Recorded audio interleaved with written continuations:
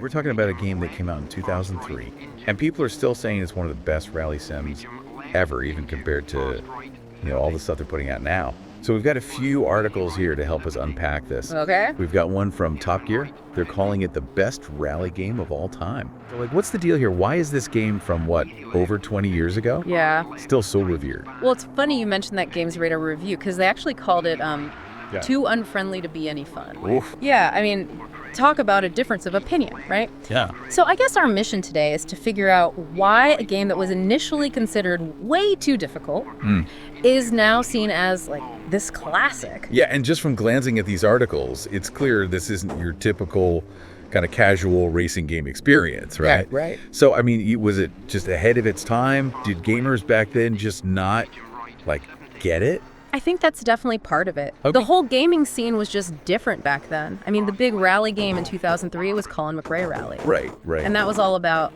arcade-style fun. Yeah, just power sliding everywhere. Exactly. Speed, big drifts, you know the deal. Totally. RBR went in the complete opposite direction. Oh. It was all about precision, car control, really understanding how a rally car works on different surfaces. So less about just going fast and more about, being smooth and strategic. Exactly. There's this line in the top of your article that sums it up perfectly. They say, what matters most in RBR isn't your longitudinal, but your lateral trajectory. Ooh, okay, break that down for me. Think of it like drifting. Most games, it's how fast you can drift. Right. In RBR, it's about how precisely you position the car for the next turn while you're drifting. Wow, okay, so a whole other level. Yeah, it's a totally different mindset. That's wild. So back in 2004, when everyone was used to that Colin McRae style, Yeah. RBR must have felt like a total shock to the system. Yeah, totally.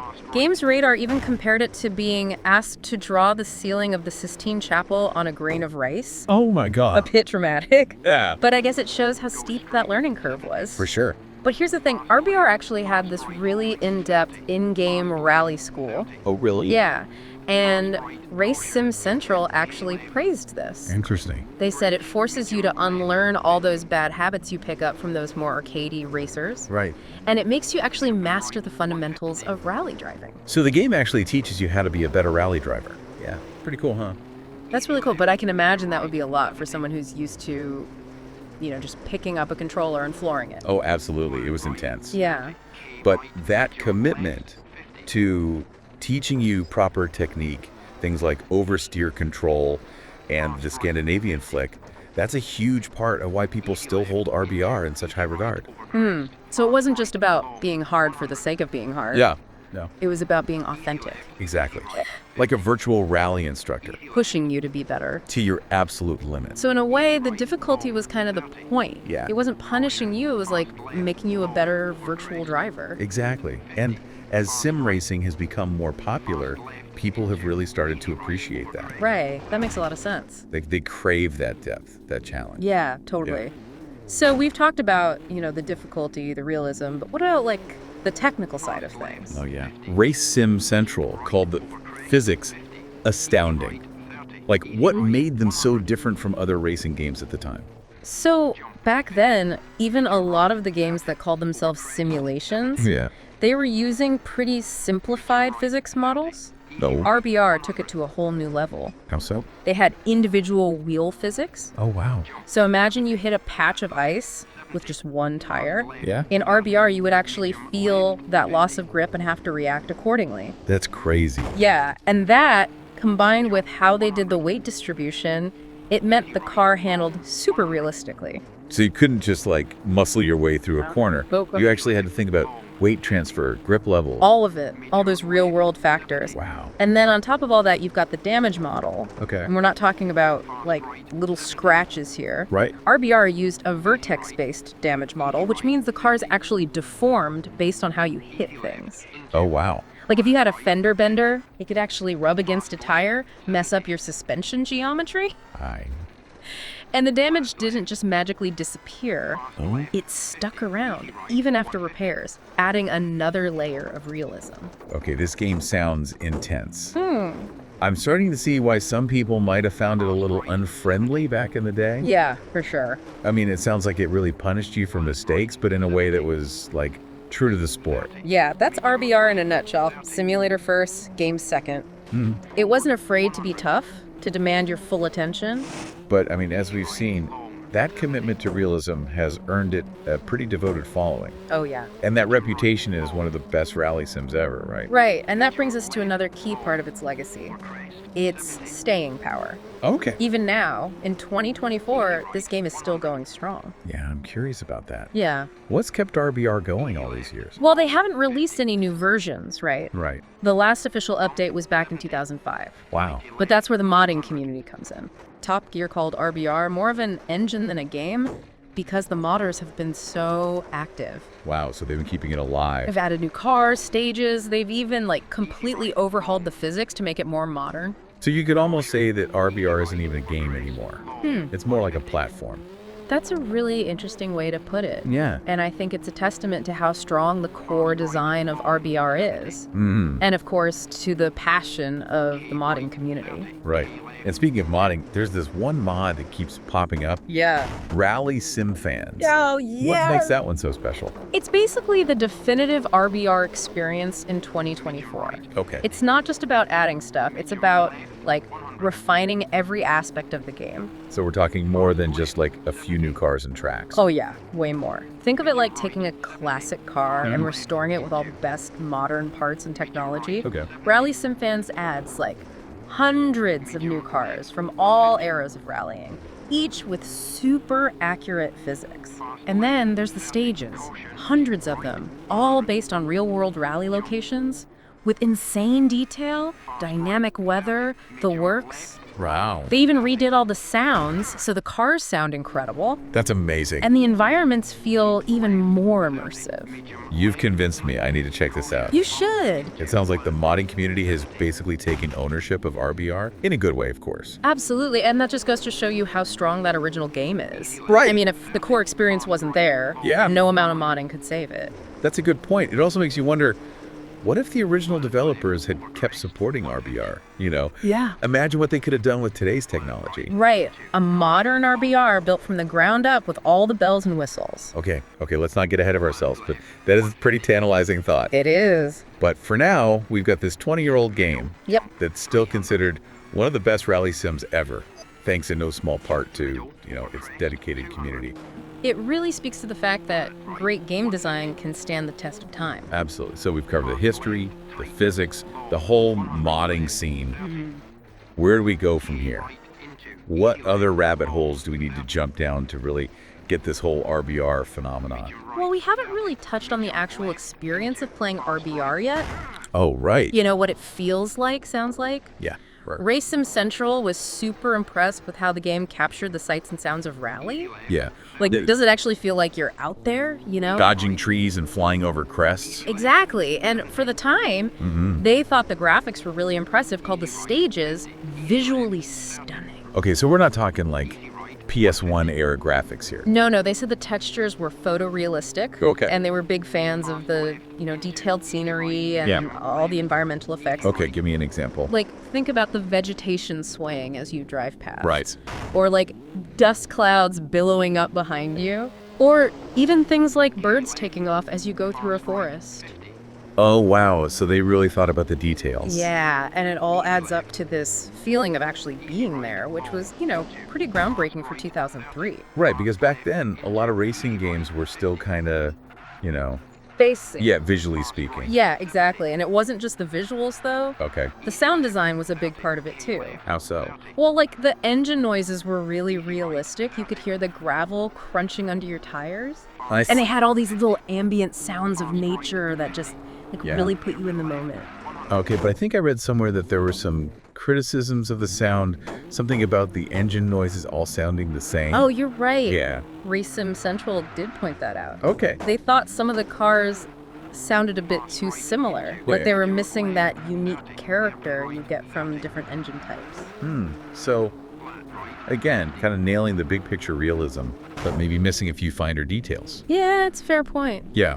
But, we gotta remember, technology has come a long way since 2003. Oh, absolutely. You know? It does make you wonder what they could do with today's sound design tools, though. Right. Yeah. Imagine, like, the sound of a turbocharged rally car echoing through a forest. Ooh, yeah. Or a classic Group B monster just Yeah. blasting through a mountain stage. I'm getting chills just thinking about it. Yeah, it would be epic. All right, before we get too carried away with, our modern day fantasies. Right. Let's come back to the original RBR here. Okay. We've talked about, the realism, the difficulty, the whole modding scene. But there's this other aspect we haven't really touched on yet. Oh, you mean like Richard Burns and Colin McRae? Yeah, it's kind of hard to talk about rally games from that era Yeah, without acknowledging, the connection to those two, right. especially given, what happened. It definitely adds this like layer of sadness to RBR, knowing that it's kind of a tribute to, a champion we lost too soon. Yeah, the Top Gear article really hit on that, talking about how both Burns and McRae helped make rally driving so popular through their games. Right. And then, how they both left this huge void. Yeah, it's really poignant, and it makes you appreciate how both RBR and Colin McRae Rally captured different sides of the sport. In what way? Like, one was embracing that arcade thrill, the other was all about the simulation. Yeah, and I guess in a way they both defined like a whole generation of rally gaming. They did. But also left these like impossible gaps to fill. Yeah, for sure. But I guess their legacies live on in those games, yeah. right? Each one offering its own flavor of the rally experience. Exactly, and it shows the power of video games, right? Yeah. To connect us to like our passions and even to the people who inspired us. Couldn't have said it better myself. So kind of shifting gears a bit here, I think it's time we circle back to that question I brought up earlier. Oh yeah, which one? What would a modern day Richard Burns rally actually look and feel like? Ooh, that's a good one. Right. Imagine if they made a new RBR with all of today's technology. Yeah, Even more realistic graphics, physics, sound, everything. the possibilities are kind of mind-blowing, right? Yeah. We could have these crazy detailed stages with like dynamic weather Yeah. that actually affects how you drive. Oh, wow. Like imagine a gravel road turning into a mudslide when it rains. Oh, that would be intense. Or snow making every corner just super slick. Ooh. And we can't forget about VR. All right. You could be sitting in like a replica rally car cockpit Yeah. with force feedback, feeling every bump, every vibration. Oh my God. And the G-forces like throwing you around as you take a hairpin. It'd be insane. It'd be like actually being there on a rally stage. It would. But that does bring up some interesting questions. Yeah, like what? Like, how would all that realism affect the gameplay? Yeah.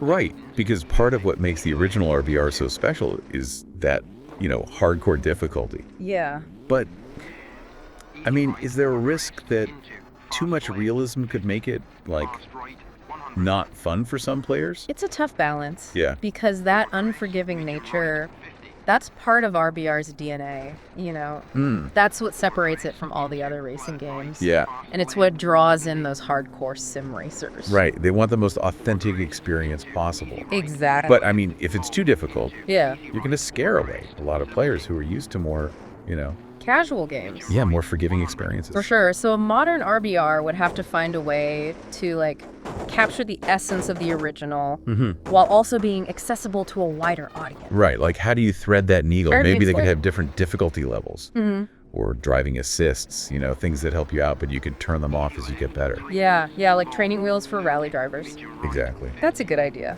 And maybe they could even have like more in-depth tutorials and training modes, kind of building on the idea of the rally school from the original. Oh, right. The rally school in RBR is practically a rite of passage, isn't it? It is. Yeah. It's where you really learn to respect Yeah. the physics. you know? Yeah. It's brutal, but it works. Yeah, totally. And in a modern RBR, they could take that even further. Like different modules that focus on specific techniques, Oh, it's interesting. car setups, even pace note reading. That would be cool. Right. So you're giving players the tools to actually master the game Yeah.